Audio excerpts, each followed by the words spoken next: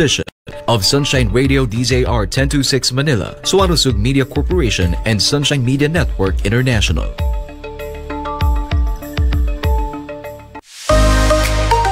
This portion is brought to you by Vine Aesthetics.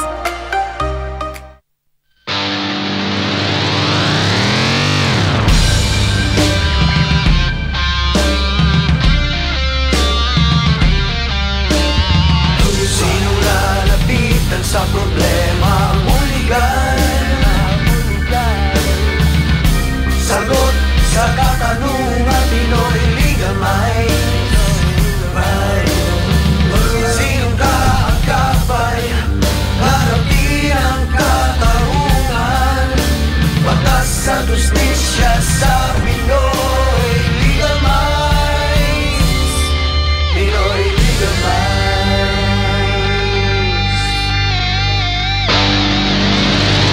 Magandang araw, Luzon, Visayas, Mindanao at buong mundo. Kumusta po kayo mga kababayan? Ito po ang programang Pinoy Legal Minds na ituturo po ang ating mga karapatan po ninyo at natin, batay po sa batas. Live tayo sa ating mga telebisyon, kapartner po natin ang mahigit 2,000 cable TV stations nationwide at sa lahat po ng ating mga social media avenue ngayon pong Saturday morning. Good morning po sa lahat ng ating mga kababayan nagkakape. Samahan po kayo dako ng mundo. Siyempre kasama natin ang ating mga partners sa public service. Kuya Mark Matic, ladies first tayo, si Miss Lala Vinson. Miss Lala, good morning.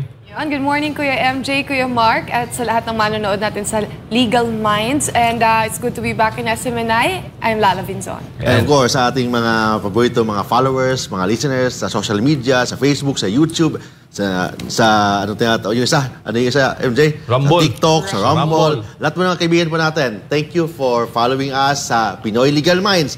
Lalo na sa management ng SMNI for giving us an opportunity to explain yung simple way ang batas ng Pilipinas. Lalo na ngayon, very timely yung topic natin ngayon. Kasi ang pag-usapan natin tungkol sa batas, tungkol sa pag-ibig, tungkol sa sawi sa pag-ibig. Aray ko po. Yung iba naman dyan, success sa pag-ibig.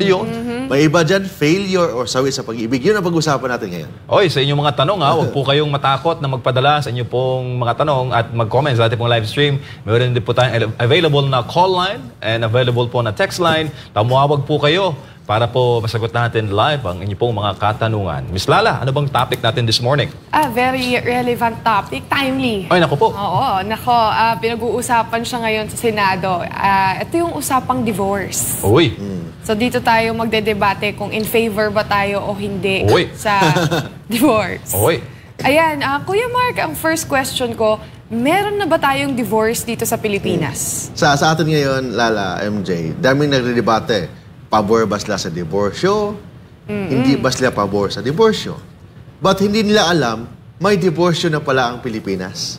Dami na sabi, hindi ako pabor sa divorce kasi unethical daw yan, against my religion, against my faith. Yung may iba naman, pwede yan, karapatan ko yan. Karapatan ko maging masaya. Daming debating ganun. But hindi nila alam, may diborsyo na pala ang Pilipinas. There are about 3 kinds of divorce sa Philippines right now sa present legal system natin ngayon. Ano yung 3 klaseng diborsyo? Una, yung tinatawag na foreign divorce.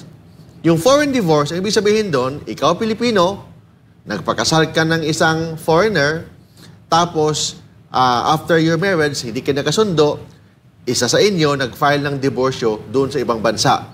Then, the other party pwede mag-file ng divorce dito sa Pilipinas. Petition for judicial recognition of foreign divorce. Or, dalawang Pilipino, nagpakasal, tapos naging naturalized, then nag-file ng divorce doon sa ibang bansa. Yan.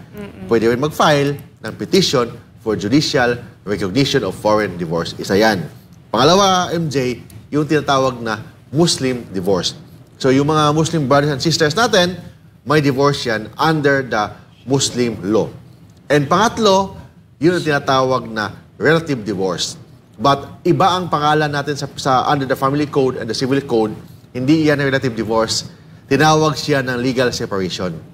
Bakit legal separation? Kasi nung ginawa itong new civil code noong 1950, August 30, na-approve ang civil code and on the family code naman, yung 1988, very influential ang mga Katoliko, yung mga Catholic leaders natin, yung mga bishop, mga leaders ng simbahan. So, sila yung naglabi against the divorce. That's why, naging compromise, tinawag yan na legal separation. But actually, legal separation is divorce. Ang pagkakaiba lang, ang legal separation is a relative divorce, recognition lang na hiwalay kayo, but kasal pa rin kayo. Ibig sabihin doon, separation in bed and board, but kasal pa rin kayo. Therefore, hindi ka pwedeng, kung legally separated ka, hindi ka pwedeng magpakasal uli. Kasi under the eye of the law, you are still married. Kung magpakasal ka uli, madimanda ka ng bigamy.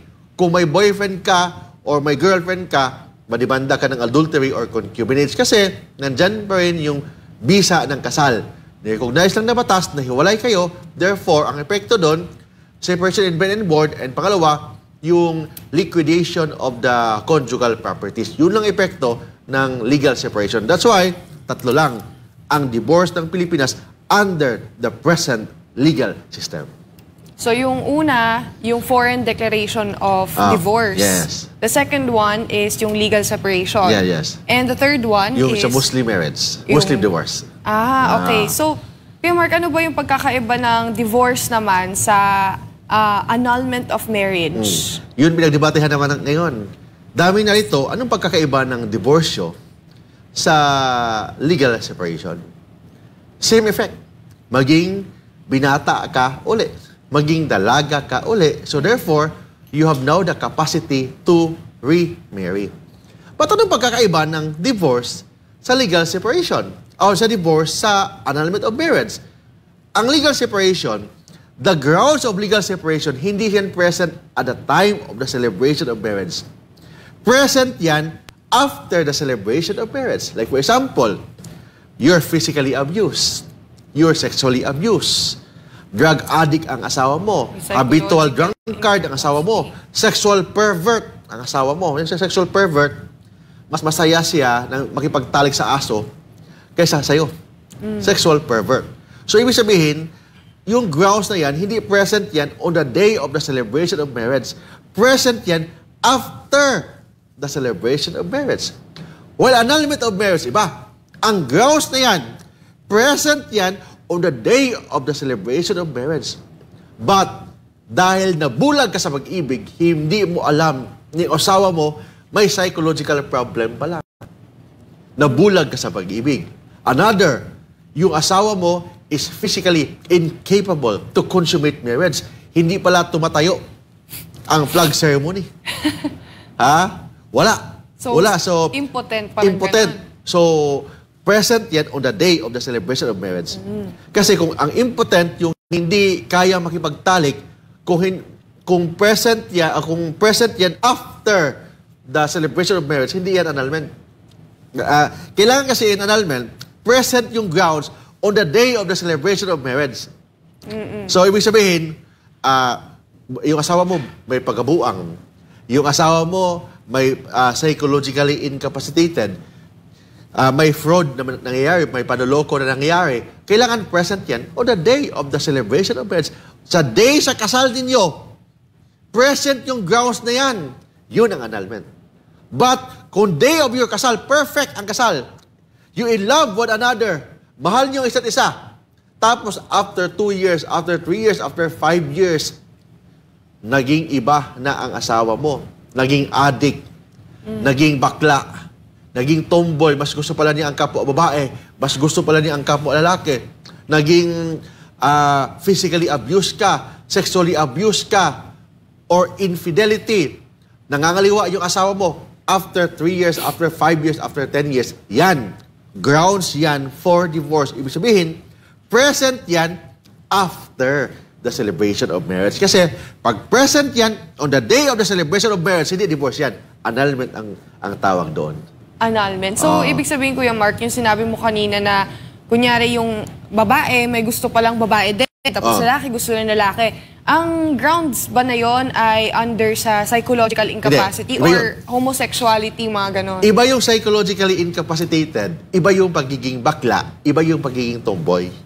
Ang psychologically incapacitated under the law, under Article 36 of the Family Code, present yan on the day of the celebration of marriage. Kasi nandyan na sa system ng pagkatao ng asawa mo Yung since birth. homosexuality. Since birth.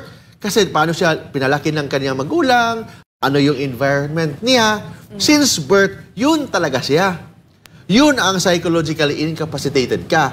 But pag naging, may iba kasi na lalaking-lalaki on the day of the celebration of marriage, but tapos after 10 years, naging mga bakla. kasong ganyan sa mga artista ngayon. Mukhang may kilala ka, mga ganun. Lala. Sino?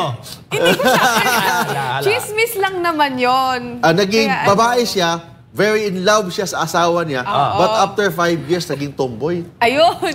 But hindi naman siya tomboy nung bata siya. Late bloomer, parang ganon. Naging tomboy siya, ibig sabihin, pumatol na siya ng babae kasi sawa na siya sa lalaki. Pumatol siya ng babae after 10 years of the day of the celebration of marriage. Yan, grounds yan for divorce kasi yung pagiging tomboy niya o pagiging bakla niya, hindi naman present yan on the day of the celebration of marriage. Kasi in annulment, kailangan i-prove mo sa court na yung mga depekto, present yan on the day sa inyong kasal. Kasi kung hindi yan present on the day of your kasal, hindi yan grounds for annulment.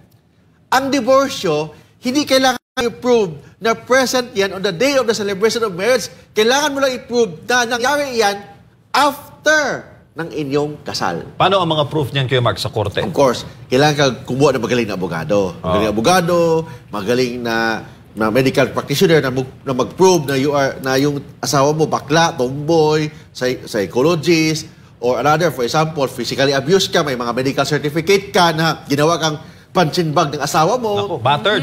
Battered husband ka, Naku po. battered wife ka, Peanut yung butter. asawa mo, ang lakas ng bunganga, mas malakas mas SMNI. Oh, yun. Ay, may hugot ka Grounds naman. ba yun? Grounds ba yun? Yung nagger? Nagger is a ground. Talaga? ganun ba? Oh, yes, Grabe ground. naman. In fact, under the Japanese divorce law, slander of deeds is one of the grounds for divorce. Grabe. Slander, yung ibig sabihin, bungangera ka. Grabe, Sa okay. lalaki at sa babae ba nag-a-apply bungangera. yan? Kahit But lalaki? grounds yan sa Japanese, but under of course, our present system, hindi grounds yan. Oo. Ibig sabihin, wala pa naman talagang absolute divorce sa Pilipinas under the under general law. Ang sinasabi ko lang, iba yung annulment sa divorce kasi ang divorce, kailangan present yung grounds only after ng inyong kasal. 5 years, 10 years, 20 years. Yun, sinuntok ka ng asawa mo, sinampal ka ng asawa mo, lalaki ka, pero ginawa kang punching bag ng asawa mo, may yung mukha mo, gas ng gas, dahil sa kuko ng asawa mo, ginaganon-ganon ka. So yan, physically abused or may attempt na patayin ka ng asawa mo. Grounds for, yun ang tinatawag na legal separation or divorce kasi present yan after the celebration of marriage. Pero, pag psychologically incapacitated ka, pangalawa, insane ka, buang ka pala, during full moon lang, maging normal ka, doon panahon na kinasal ka, full moon, normal ka, but actually, before marriage, buang ka talaga. May topak yung utak mo, may bangag yung pagiging utak mo. Or, Bangag? bungag, liki yung utak. Ay, liki. Liki, bangag, o yun. Okay. Ibig sabihin doon, present yun, hindi on the day of the marriage. Present yun on the day of the marriage or even before the celebration of marriage, nung bata ka pa lang, nandun na. Pero pag meron ka ng yung bangag na sinasabi nyo, paano pag yung asawa din, bangag okay lang? Hindi naman, as long as approve naman ng asawa yung pagiging bangag. Hindi, yung sabi ko, grounds yan, kailangan present yan before the celebration of marriage. Before. We say before, kailangan present yan before. Kung bangag kayong dalawa, good faith, under the divorce law kasi. In good faith? In good faith. May tinatawag na sa legal separation. Sila, ganon. Ang legal separation kasi, no one goes to court with unclean hands. Ibig sabihin, kung idemanda mo ang asawa mo ng legal separation kasi addict, pero ikaw din addict, Ayun, oo. madismiss ang kaso. It's a tie. It's a tie Madismiss kasi ang wala kaso. kasi Kasi, ano tayo dito. Negative, Parehas sila negative plus negative is equals positive. So, ibig sabihin, hindi yan magiging grounds for legal separation kasi na-waive na yan kasi ikaw mismo guilty ka. For example, idemanda mo ang asawa ng legal separation kasi nangangaliwa. Ikaw din mismo nangangaliwa. So, madismiss ang kaso on the ground na no one goes to court with unclean hands. Naalala ko yung salitang positive sa mga drug test yun eh. Okay, Patay tayo dyan. Kuya Mark, yaman at nandito tayo sa law class. Ano bang history ng divorce? Ngayon lang po ba ito nagpag-uusapan o buhat pa ng ating mga kaninunuan abay meron ng absolute divorce sa Pilipinas? Kahit wala pa yung mga Kastila sa Pilipinas. Wala pa ang Kastila. Kasi ang Kastila sa Pilipinas, we were occupied or ano bang tawag, colonized for more Sinakop. than 400 years. Before the Spanish regime in the Philippines or the Spanish occupation, may divorce na panahon ng mga IPs. So for example, ito Ibaloy ng Benguet. Ito basahin ko. Ibaloy ng Benguet, Tagbanwa ng Palawan, Gadangs of Nueva Ecija, Bontocs of Cordillera, Manobo of Mindanao or Bilaan of Mindanao. May divorce na sila. Okay? Wow. Pangalawa, nung panahon ng Kastila, kasi very influential itong mga praile, sinuspend ang divorce. So under Siete Partidas, under the old civil code, walang absolute divorce. Ang tawag lang sa kanila, relative divorce because of the influence ng mga praile. So that is 400 years walang divorce sa Pilipinas. But before the 400 years, may divorce. After the 400 years, ang nag-occupy sa Pilipinas mga Amerikano, 50 years, may divorce na. Philippine Divorce Law, noong 1917, may divorce na. Pagkatapos, nung inoccupy naman ang Pilipinas ng mga Hapon, 5 years na yung mga Hapon, may divorce na. Kasi under the Philippine Divorce Law, dalawa lang grounds, adultery or concubinage. Basta nangangaliwa ka, grounds na for divorce yan. Under the Philippine Divorce Law. Under the Japanese Divorce Law sa Pilipinas, naging 11. Hindi lang adultery, hindi lang concubinage, kasama yung attempt to life, kasama doon bungangera ka, kasama doon na nagpakasal ka ng iba. So, there are about 11 grounds under the Japanese occupation. 5 years yata yon. Pagkatapos, may new civil code, 1950, August 30, 1950. Nawala naman yan kasi may mga influence of mga Kastila, influence ng Katoliko, naging relative divorce naman. So, relative divorce, but binago ang pangalan from relative divorce, ginawang legal separation. Kasi pangit pakinggan ng mga Katoliko na ang word na divorce, parang na-irritaya sila. Allergic sila sa word na divorce, pero may divorce pa rin. Ang tawag lang doon, legal separation. Binago ng pangalan, pero kung basahin mo, divorce din yan. Pero Kuya Mark, meron naman palang relative divorce or legal separation. Pero bakit kailangan pa natin pag-usapan sa Senado yung pagpapasa ng bill of divorce? Ang gusto nila, absolute divorce. Hindi lang relative divorce. Kasi absolute divorce, iba kasi ang divorce sa annulment. Kasi ang divorce, kahit na nakita mo yung grounds after the marriage, pwede nang mawalang bisa. Same effect, termination of marriage, termination of the validity of marriage. But ang annulment kasi may mga grounds under the law and it should be based on evidence. But in divorce, based on my experience and based on my research, ang divorce basta magpermahan lang ang babae at lalaki, mas mabilis ang diborsyo. So kahit walang grounds, wala kayong may court hearings, pero may hindi grounds kailangan ng... Pumayag si lalaki, wala ng hearing. Pero kung assuming pumayag si babae, ayaw ni lalaki, kailangan may court hearing. Yun ang tinatawag na absolute divorce. Kuya Mark, kunyari, magpapakasal, pwede ba kami magkaroon ng written agreement na may expiration yung kasal namin? Hanggang dito lang. Sa prenuptial yan? Mga ganon. Sa prenup? 5 years lang. Prenuptial. Sabi, yung kasal mismo, okay. expiration In our date. previous episode, sabi ko nga, walang expiration sa kasal. Yun. May expiration ang pag-ibig. Kasi kung palagi ka lang nagbibigay ng pag-ibig, hindi ka sinuklian ng pag-ibig, ma-expired ang pag-ibig. But hindi ang kasal. Hindi ma-expired ang kasal. Hindi naman yan gamot na hanggang ko alam, ma-expired na yan. Wala nang visa yan after 3 years, after 5 years. Hindi, walang ganun. Kasi ano bang definition ng marriage? Marriage is a special contract. Special contract of permanent union between man and a woman. Entered into in accordance with law for the establishment of conjugal and family life. Ibig sabihin doon, pumasok ka sa kasal, ang nature ng kasal, conditions, incident ng kasal is governed by law. Hindi based agreement ng parties. Hindi pwede mag-usap na magpakasal tayo ha, ba't hindi tayo magkasama? Magpakasal tayo ha, ba't wala tayong anak? Hindi po bawal yan kasi the nature, consequences, and incident of marriage are governed by law. There's only one exception na pwedeng pag-usapan, prenuptial agreement. But it should be agreed before the celebration of marriage. Yun lang ang exception sa kasal na pwedeng pag-usapan based on conjugal properties, based on property relationship. But it should be agreed before the celebration of marriage. But other than that, hindi sila pwedeng mag-usap na bawal magtalik, bawal mag-anak, walang pakialaman, pwede maghanap ng iba, ikaw maghanap ka ng iba, ako maghanap ng iba. Bawal yan kasi that is illegal, contrary to public policy, kasi very clear ang public policy natin, protect marriage. So, special contract of permanent union between man and a woman entered into in accordance with law. May word dyan na permanent. Kasi, bakit permanent? Lifetime commitment ang kasal.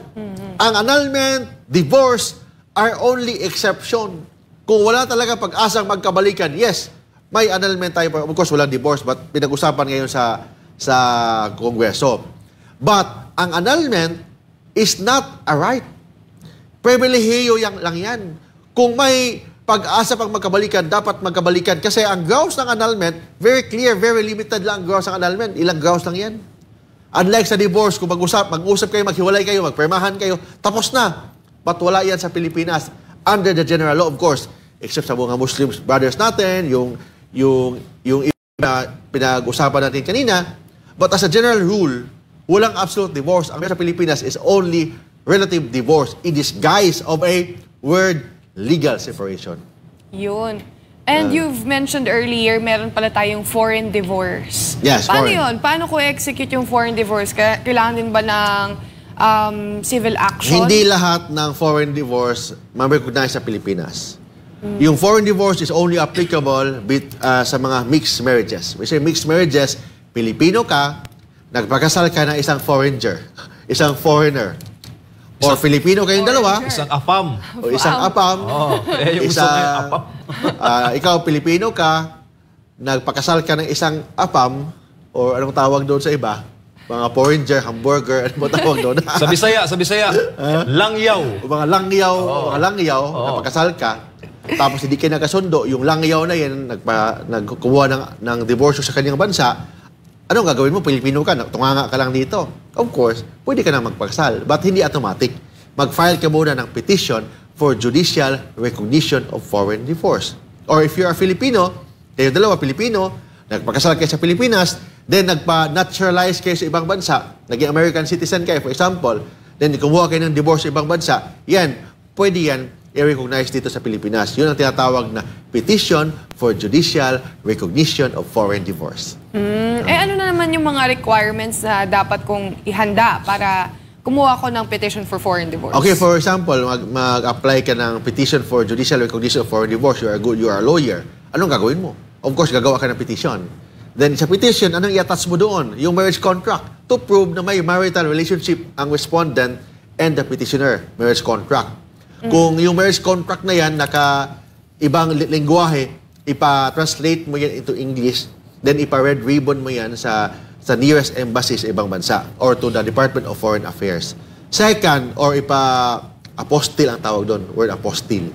Second, yung kailangan mong i-present yung batas ng ibang bansa. For example, American divorce law, i-present mo yan sa Philippine courts, yung American divorce law. Third, yung decree of divorce, yung papel na pumayag ang korte ng Amerika o ibang bansa na may divorce, kailangan i-attach mo din yan, requirement din yan, para to prove na divorce na talaga kayo.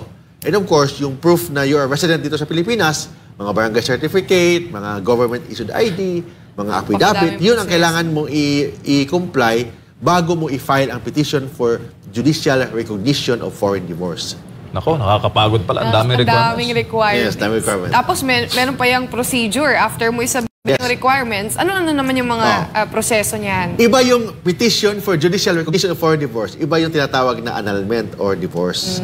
Ang petition for judicial recognition of foreign divorce, pag mag-file ka dito sa Pilipinas, wala nang relitigation. Kasi relitigation, hindi mo na i-prove sa korte ng Pilipinas na binugbog ka ng asawa mo, ang asawa mo nangangaliwa, ang asawa mo bakla pala, ikaw pala tomboy, may iba kang nangaliwa ka, but ang iba mong Ang kinaliwa mo, kapwa mo babae, ang kinaliwa mo, kapwa mo lalaki, hindi mo na dapat i-prove yan sa court sa Pilipinas. Ang i-prove mo sa court sa Pilipinas, may divorce ba na nangyari sa ibang bansa? So, kailangan mo i-present yung divorce decree. May divorce ba na nangyari sa ibang bansa? Pangalawa, may batas ba ang ibang bansa na pumapayag ng divorce? Pangatlo, yung divorce na yan, na-authenticate ba yan sa Department of Foreign Affairs? Yun ang kailangan. So, in petition for judicial recognition of foreign divorce, wala nang real litigation. Hindi mo na ipresenta ang grounds of divorce. Ang ipresenta mo lang, may divorce ba na nangyayari sa ibang bansa, may batas ba sa ibang bansa na pumapayag ng diborsyo, and naka-authenticate ba yan sa Foreign Affairs, Philippine Foreign Affairs, yung mga foreign documents dito sa Pilipinas. Yun lang ang requirements, yun lang ang procedure sa petition for judicial recognition of foreign divorce. To add on that, Kuya Mark, what if naman, kunyari, may isang foreigner tapos Filipina nagpakasal. Tapos itong si foreigner, nag-file siya ng divorce sa abroad. Ano naman yung mangyayari sa Filipina? Ano yung dapat niyang gawin? Kung yung, example, yung asawa mo, apam, nag-divorce yung apam sa ibang bansa, ikaw, Pilipino, anong gagawin mo? Tunganga ka lang? Iyak, mag-iyak. Of course, iyak-iyak, kunwari, kasi in love ka pa sa apam na yan. Minsan, maglasing-lasing, gano'n. Oh, yan. After that, anong status mo? Anong status mo bilang Pilipino? Kung asawa mo, may divorce na sa ibang bansa, anong status mo? Pilipino na iniwan. Single. Sawi sa pag-ibig. Pinagpalit. Taken. For granted. Taken for granted. Ikaw, Pilipino ka, anong gagawin mo? Hindi automatic na kung dinivorce ka ng asawa mong apam sa ibang bansa, divorce ka na, hindi automatic. Hindi automatic na single ka na. Kahit na may yung bansa ng foreigner na yan, nagbigay na ng divorce sa kanya. Ikaw, Pilipino, mag-file ka pa rin ng petition for judicial recognition of foreign divorce. Mag-file ka pa rin ng petition kasi hindi automatic yan na pag may divorce na sa ibang bansa, automatic divorce ka na sa Pilipinas. Mag-file ka pa rin ng petition for judicial recognition of foreign divorce. Then, pag na-approve na sa court, i-registered mo yan sa local civil registry kung saan ka nagpakasal sa Pilipinas para ma-annotate yan na divorce ka na dito sa Pilipinas. Yun. You've mentioned earlier, Kuya Mark, through naturalization, you can file a divorce. Yes. So, what if naman ang dalawang mag-asawang Pilipino pumunta ng Amerika and then dun sila nag-divorce? Paano naman yun ma-recognize yung divorce na ginawa nila sa abroad dito sa Pilipinas? Pag Pilipino ka, babae, lalaki, Pilipino, nagpakasal sa Pilipinas, tapos pumunta sa ibang bansa, naghiwalay, nag-file ng divorce. Yung divorce na yan, hindi yan ma-recognize sa Pilipinas. Bakit? Under the principle of lex nationali.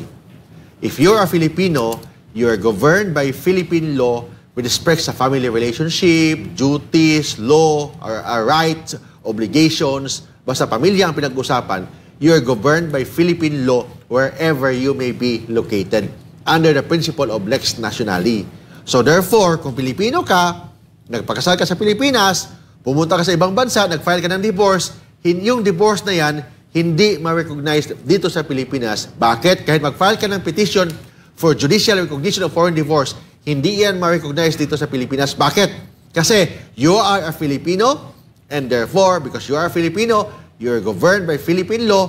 Sabi ng batas ng Pilipinas, walang absolute divorce except sa mga Muslim brothers natin. So therefore, hindi yan pwedeng ma-recognize sa Pilipinas. Kung dalawa kayo, Filipino, and nag-file kayo ng divorce sa ibang bansa, hindi ma-recognize sa Pilipinas on the ground of the principle of lex nationali. A Filipino, with respect to family rights, duties are governed by Philippine law wherever he may be located. What if naman kung na-naturalize na silang dalawa? Iba yun.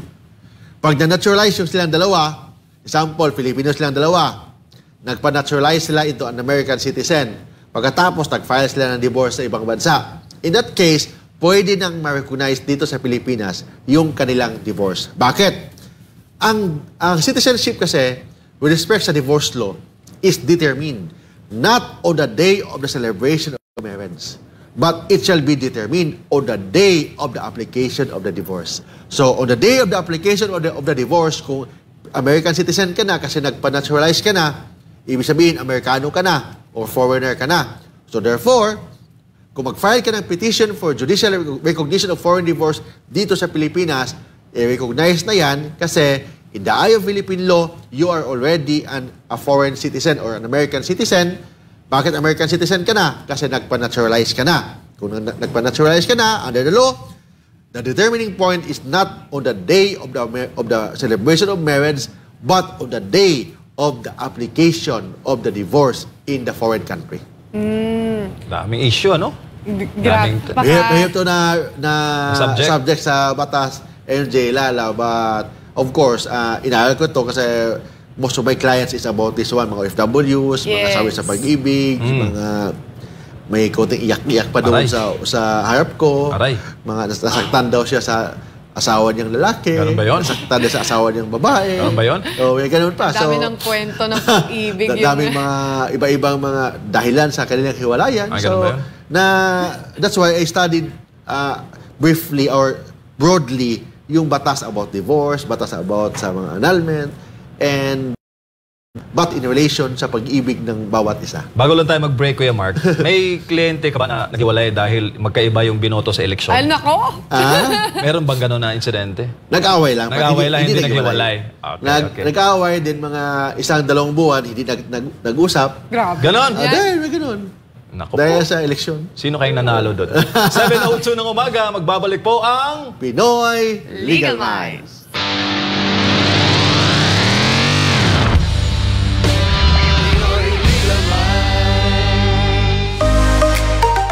This portion is brought to you by Vine Aesthetics.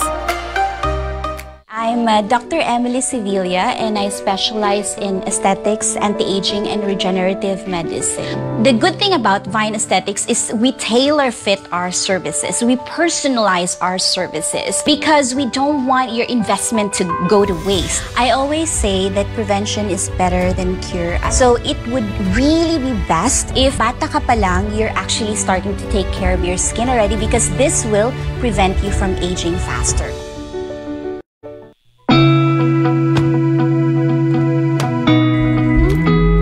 Kung tatanungin, kahit saang aspeto, gusto ko garantisado. Metikuloso akong tao, kaya gusto ko lahat maayos at sigurado. Lahat quality, yung hindi ako makukompromiso, pero sulit ang presyo. Ganyan ang Clean Fuel, kaya dito, panatag ang loob ko.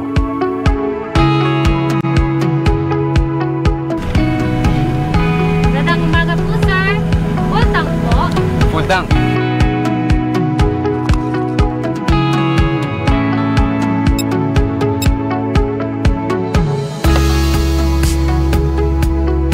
Kung gusto mo ng dekalidad na gasolina pero sulit ang halaga, mag-Clean Fuel ka.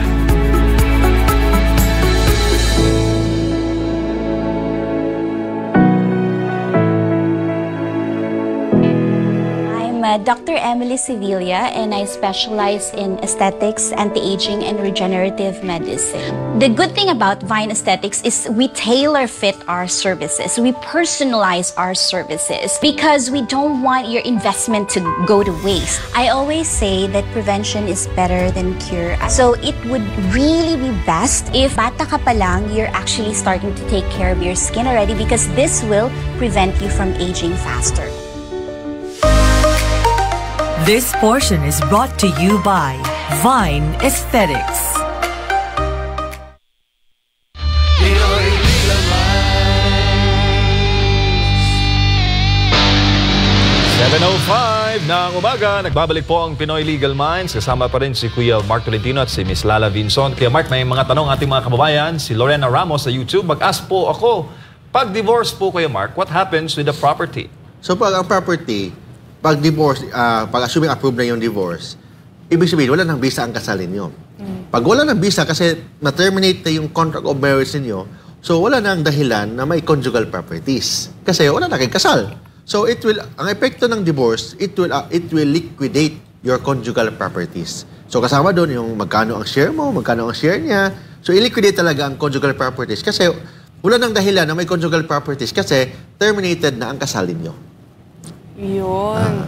So, si Miss Lala. Ayun, so pareho lang siya ng effect pag sa annulment of marriage. Parang ganun. Okay. May tanong naman dito, good AM Kuya Mark, but sexual perversion can be present even before the marriage to warrant nullification. In fact, in a case I once testified for, na-nullify ang marriage na yun. Your thoughts, sir? Yung sexual pervert, depende kung ang gross ng sexual pervert.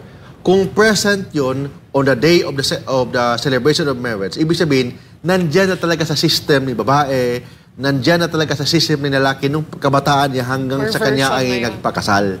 In that case, grounds yan for psychological incapacity. Kasi nandyan na sa system niya yan. Hindi na pwedeng, it is incurable, it is permanent, grave yan. Grounds yan for psychological incapacity. So, incapacitated ka, grounds yan under the Article 36 of the Family Code. Iba yung sexual pervert under the legal separation. Kasi yung sexual perversion niya, hindi yan present on the day of the celebration of marriage. Naging present lang yan kasi nagsawa na siya sa kanyang asawa, so mas gusto pala niya ang ibon na katalik. Mas gusto pala niya ang aso na katalik, pusa. Abnormal talaga. May ibig sabihin naging buang siya. Oo. But hindi siya naging buang nung panahon ng kasal. After 5 years, after 7 years, after 10 years, doon siya lumabas yung pagiging buang niya. Yun ang sexual pervert as a ground for divorce or legal separation. But kung present na talaga yan, on the day of the celebration of marriage or even before the celebration of marriage, hindi yan sexual pervert under divorce or legal separation. Sexual perversion yan as a manifestation of psychological incapacity ng isang tao. Pero may tatlong ways to prove the psychological incapacity, yung psychological incapacity, di ba Kuya Mark? Kasi there's also judicial antecedents, tapos gravity and incurability. So kailangan yung judicial antecedents, history yan eh. History so yung buhay mo. meron kang, kumbaga, merong nangyari na dati na dun magbe-base ang korte. Yes, of course. To prove that you are psychologically incapacitated na pagkatao, kailangan mong i-prove sa korte paano ka pinalaki ng iyong magulang. First yan. Ano yung environment mo sa kabataan mo? Ano yung history mo na will affect your obligation as husband or as a wife? That is, kasi ang obligation is to love one another, to give love, trust, parang ganun eh. So, ibig sabihin, hindi ka marunong magmahal, hindi ka marunong magtiwala, hindi ka marunong magbigay ng pagmamahal, ganun. So, ibig sabihin, that is a ground for annulment or psychological, ground for annulment based on psychological incapacity. But kailangan i-prove mo na history mo. Ganyan, grave yan. Kasi kung may problema ka sa utak, but konti lang naman, kaya mo naman unawain, gamot. Konting sampal lang, ayos na. Konting bagok lang, konting bagok. Bagukin mo yung utak, ayos na. Konting alog. So, ibig sabihin, hindi grave yung pagiging topak mo, pagiging buang mo, pagiging psychological incapacity mo.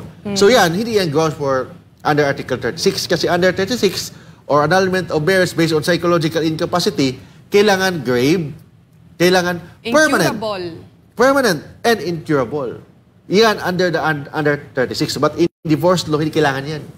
As long as may manifestation na pagkikibuang mo, nakibuang ka after 5 years, I don't know bakit nabuang ka, kasi baka uminom ka ng mga drugs, for example, then iba na yung pag-iisip mo, na hindi na tuwid ang pag-iisip mo, paiba-iba ng pag-iisip mo kasi lulong ka sa droga, pwede yan grounds for divorce. Kung ma-approve yung absolute divorce. Kung hindi, grounds yan for legal separation under the Family Code. Thank you, Kuya Mark. Mapapahina ba, may tanong si Tele Bongcales, mapapahina ba ng divorce ang batas para sa concubine at adultery? Pwede kasi nila gamitin ng divorce para maging legal ang pangangaliwa. Iba ang concept ng yung tinatawag na concubinage or adultery kasi that is criminal in nature.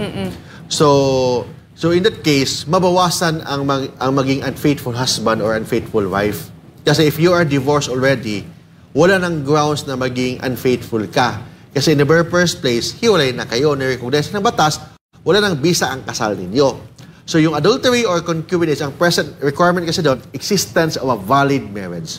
Kung wala nang kasal, kung may iba kang babae, may iba kang lalaki, hindi ka matatawag na adulterous wife in the very first place, hindi na kayo kasal sa first husband mo or sa first wife mo. So, hindi ka matatawag na adulterous wife or adulterous husband or unfaithful husband. So, ibig sabihin, mabawasan talaga ang kaso na adultery or concubinage kasi pwede ka mag-file ng divorsyo. Yun. May tanong pa. Basahin mo na. Okay, ako naman. Attorney, paano kung ayaw magpa-divorce ng babae? Ano yung mangyayari nito? Ang grounds kasi sa divorce, kailangan si babae at sa lalaki magkasundo. Magkasundo na maghiwalay na sila, may pipirmahan silang dokumento. So, yung tinatawag on the grounds of parang hindi na magkasundo. Kung ayaw ni babae, korte na yan. So, the court will decide based on evidence. Kasi kung hindi kayo magkasundo na maghiwalay na kayo, the court will decide based on evidence. So, yun ang proseso sa diborsyo. Alright, thank you, Kuya Mark. Pero may rule pa rin, Kuya Mark, ang family court, di ba? Sa pagdetermine ng mga benepisyo na matatanggap doon sa ibang side. Paano po Pag mag-divorce na, this is my proposal, hindi dapat easy ang divorce na parang simple contract lang. Na for example, magpakasal ka sa umaga, kumain kayo may reception kayo sa tanghali. Pagkatapos ng tanghali, hapon, divorce na kayo. Tubig muna. So, hindi pwede ganoon. Hindi pwede ganoon. Kailangan may stricto na proseso ang divorce. This is my proposal. So, dapat may tinatawag tayong mediation muna. Mediation, mga 2 buwan. Kung may idaan tayo sa mediator. After mediator, kung hindi talaga magkasundo ang babae at lalaki, may tinatawag na judicial mediation, dadaan sa korte. May tinatawag na cooling off period. Yung 6 months na cooling off period. So, hindi lang 6 months, gawin natin 1 year. Ang cooling off period, then mag-file ng divorce, hindi automatic mag-file ng divorce, hintayin muna ng at least 2 years na naghiwalay. After 2 years, doon pala mag-file ng divorce. After that, may 6 months cooling off period. After 6 months, ibig sabihin ng cooling off period, dapat walang movement before 6 months. Pag-file ka ng divorce, kailangan 6 months, walang galawan. After that, 6 months, doon pa lang mag-start ang proseso. May mediation ng 2 buwan. Sa mediator, doon pupunta sa korte, another judicial mediation. So, yun ang simple suggestion ko with respect sa divorce. Hindi dapat simple na kontrata na umaga, magpakasal, hapon, pwede na mag-file ng divorce. Kailangan dadaan sa proseso, bigyan ng pagkakataon ang kasal na maging successful. Kung wala talaga mag-aasa, at least may option naman. Kasi kawawa naman yung tao na life is too short to be sad. Kailangan din na kasi kung nasawi ka sa pag-ibig, hindi naman ibig sabihin, sawi ka na sa buong buhay mo. Kasi right natin to be happy, right natin to move on. In fact, nakalagay po sa ating saligang batas, no person shall be deprived of life, liberty, or property without due process of law. So therefore, kung hindi natin pagbigyan ng pagkakataon yung mga sawi sa pag-ibig, we deprive him or her sa buhay. Life kasi, hindi lang life na buhay o patay. Kailangan quality life. What do you mean by quality life? A life that is happy, a life na kontento ka, may pagkain, may gusto kang makain, may gusto kang mapuntahan, yun ang tinatawag na quality life. Yun ang ibig sabihin ng ating saligang batas. Hindi lang life na buhay ka. Hindi. Quality life ang pinag-usapan. Kasama sa quality life is right to be happy. Yun. Pero to clarify, Kuya Mark, ang cooling off period, which is 6 months, it's not applicable to all circumstances sa process. Yes. Yung 6 months na yan, requirement lang yan sa family code with respect sa legal separation. Ang sinasabi ko na cooling off period with respect sa divorce, ang may humble proposal is kung naghiwalay ang babae at lalaki, hindi pwede mag-file ng divorce ng 2 years. Within 2 years. Kailangan after 2 years na naghiwalayan, doon pala mag-file ng divorce. This is my suggestion. Pag nag-file ng divorce, kailangan 6 months, walang galawan. Maggalaw ang kaso mo only after 6 months. But dadaan muna sa mediator, dadaan muna sa court mediator, bago i-approve ang diborsyo. Alright, sa mga tanong, Kuya Mark, may limit ba ang ilang beses lang pwede makasal at mag-file ng divorce ang tao?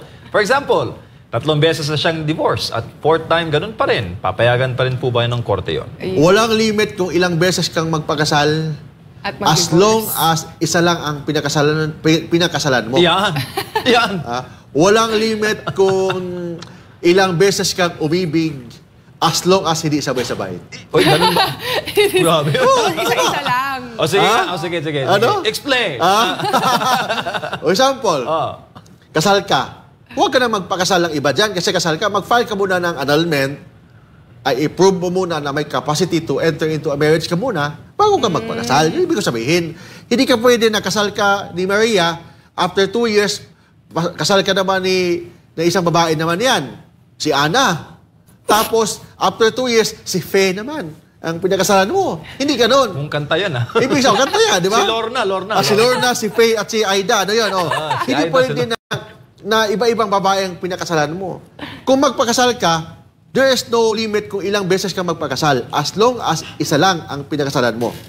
Kung dalawa naman ang pinakasalan mo, 3 ang pinakasalan mo, dapat tanggalin mo muna ang bisa ng kasal mo sa first marriage mo o sa second marriage mo bago ka magpakasal. Yun ang ibig ko sabihin. Alright. Approve. Wala lang. May mga tanong pa dyan. Okay, next question. Meron po bang certain time period after marriage before magpa-annul dito sa Pilipinas? And magkano naman po yung gagastusin pag gano'n? Okay.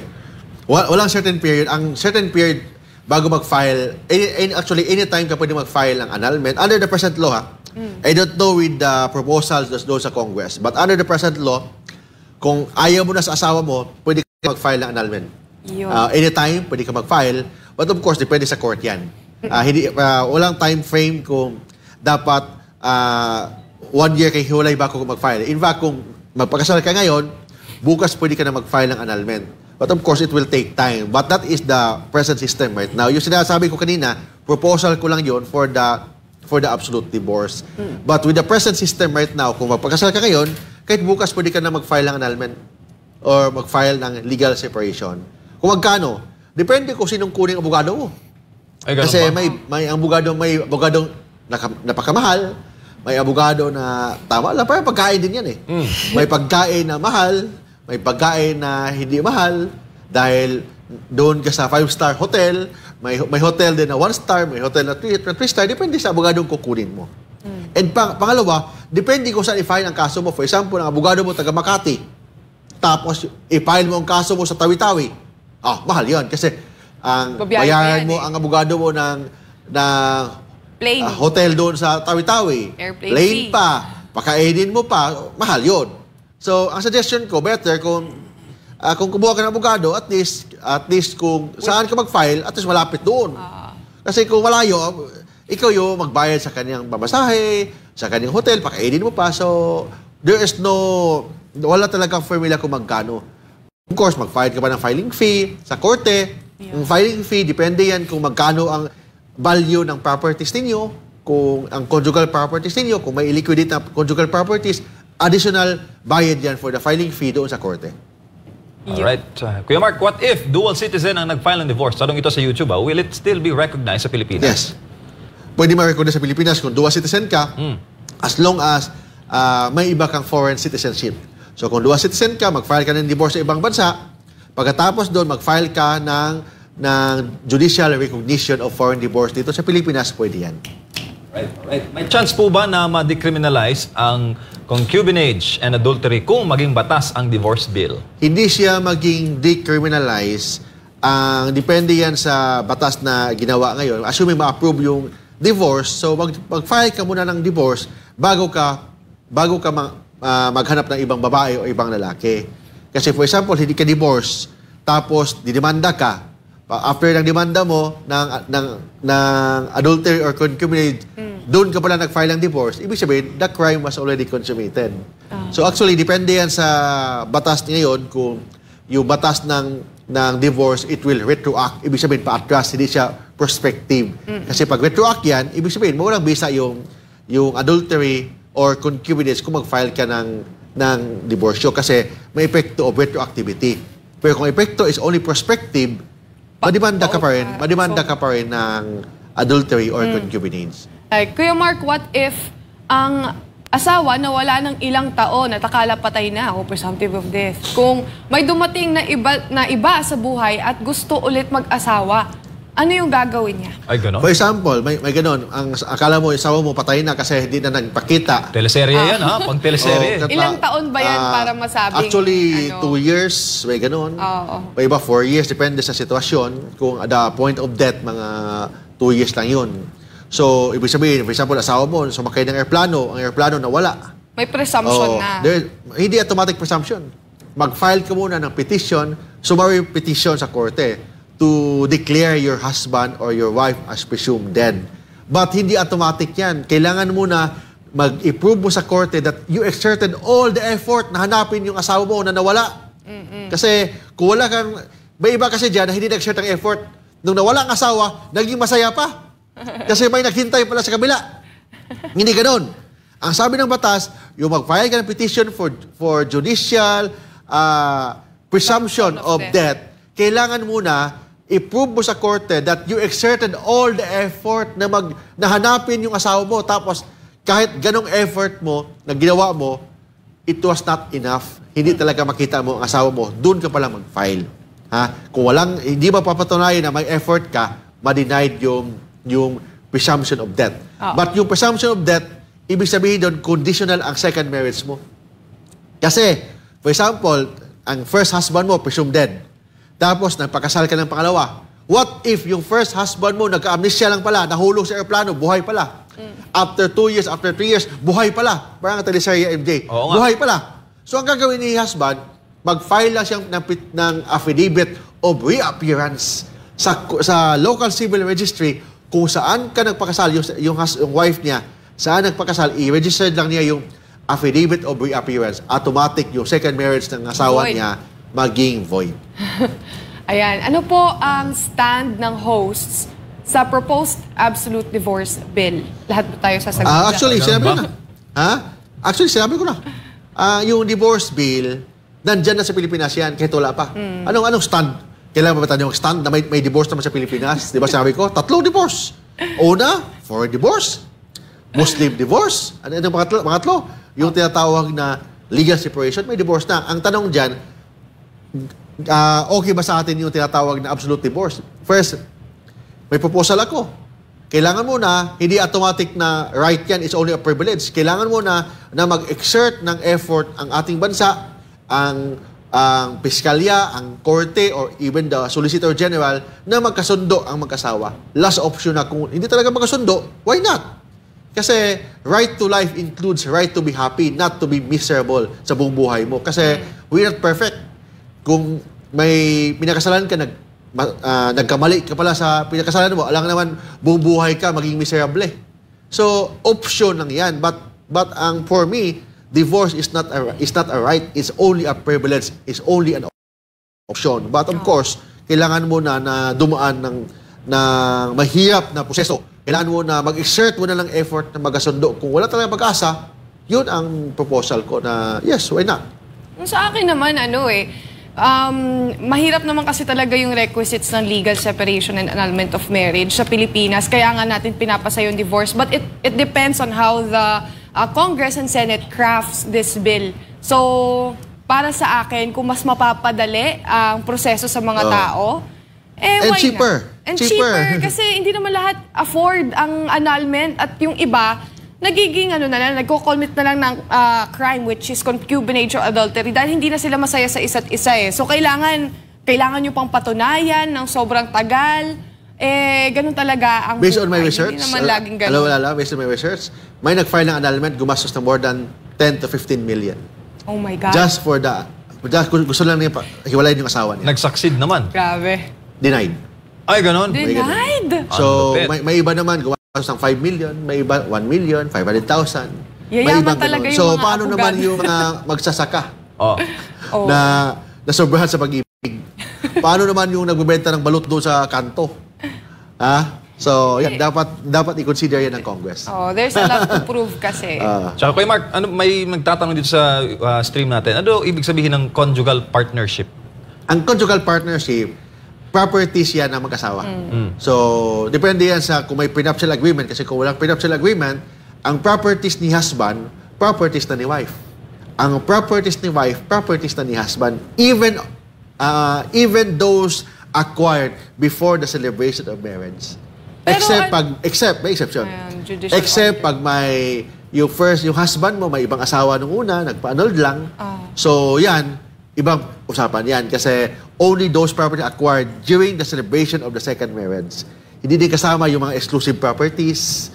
Hindi rin kasama, for example, underwear mo, hindi yan conjugal properties.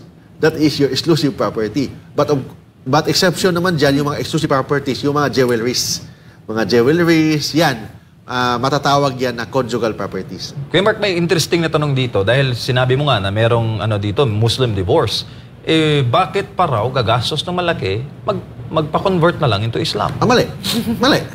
Bakit ka magpa-convert into Islam? Under the Muslim law, may requirement para applicable ang Muslim divorce. Tatlo ang requirement. Una, dapat si babae at lalaki ay Muslim.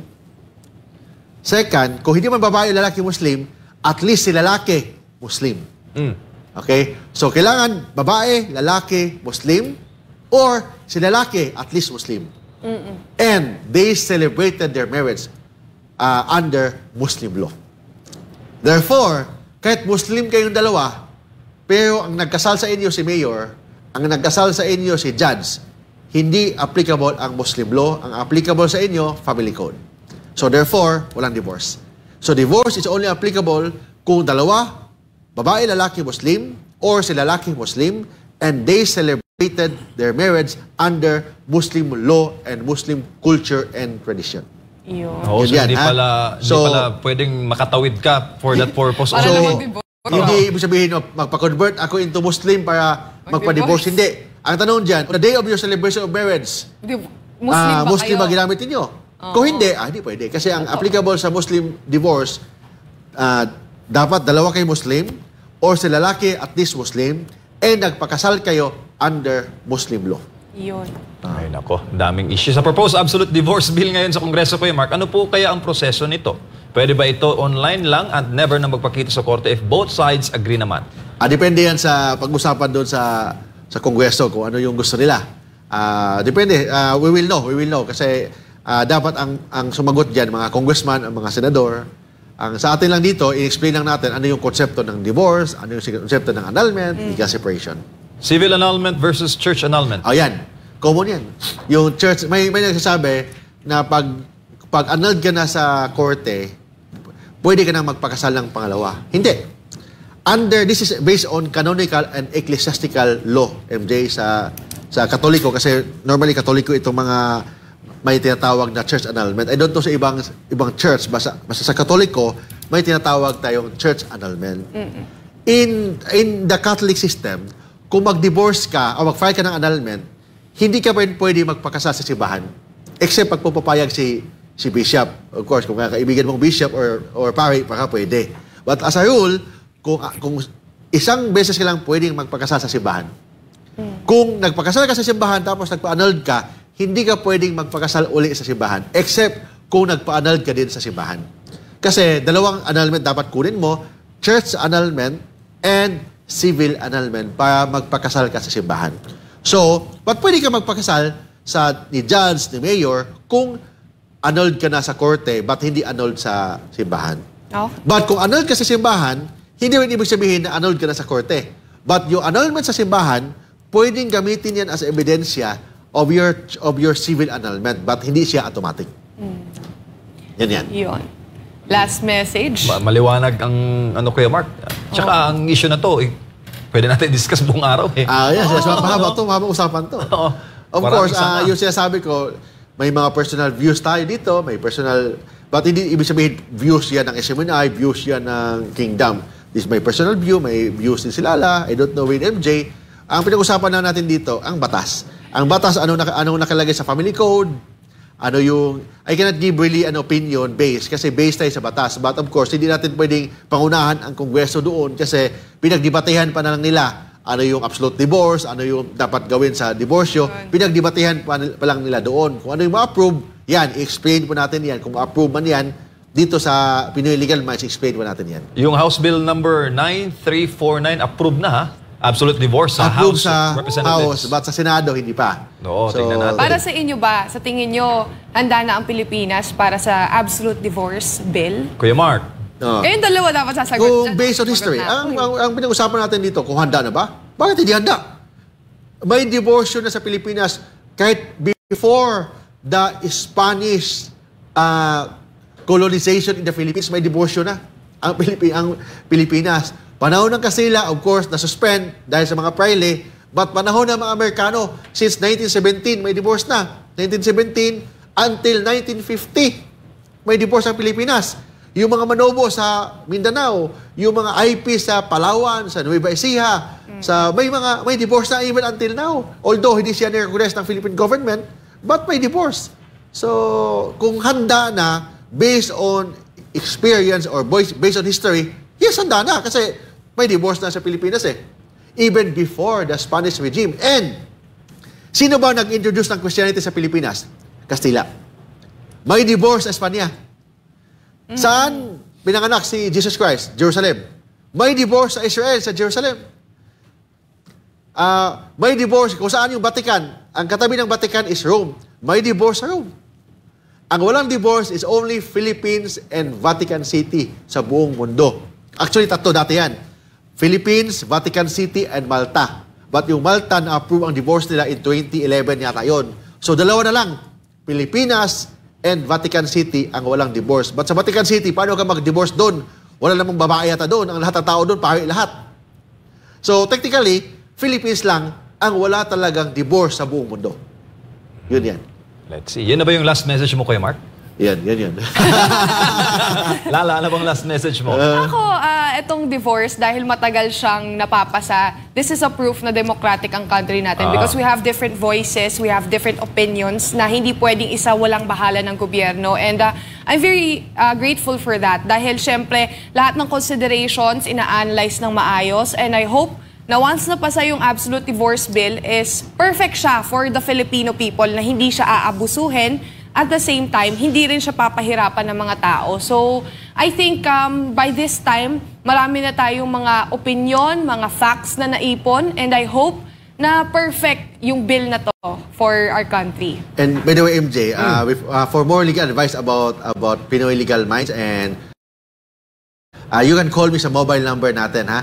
Sa 0917-329-5353, 0968-881-1912. You can also follow me sa Facebook page natin sa facebook.com/Mark Tolentino Law, sa youtube.com/Mark Tolentino Law Vlog. Sa TikTok, hanapin na lang po Kuya Mark Tolentino and Rumble. Hanapin po Pinoy Legal Minds. Miss Lala, saan nila kayo masusundan? Yes, you can follow me on my social media accounts at Lala Vinzon on Facebook, Instagram, Twitter, and also on my YouTube channel. Also, listen to my songs on Spotify. At yung ating sponsor, Vine Aesthetics. Vine Aesthetics. Vine Aesthetic. Makapasyal nga dyan. Oh, kuya. Makapasyal nga dyan. Tinan mo. Yan. Yun ang example, ha? Ng Vine Aesthetics. I am 10 years or more than 10 years older sa'yo, MJ. Batinan mo naman. Yan. Pwede. Confidence. Maraming salamat sa S-Money Management sa pagkakataon po ngayong umaga na makapagbigay po ng serbisyo publiko. Ituro po ang ating karapatan batay sa batas. Next week po ulit. Same time, same station. Ito po ang Pinoy Legal Minds.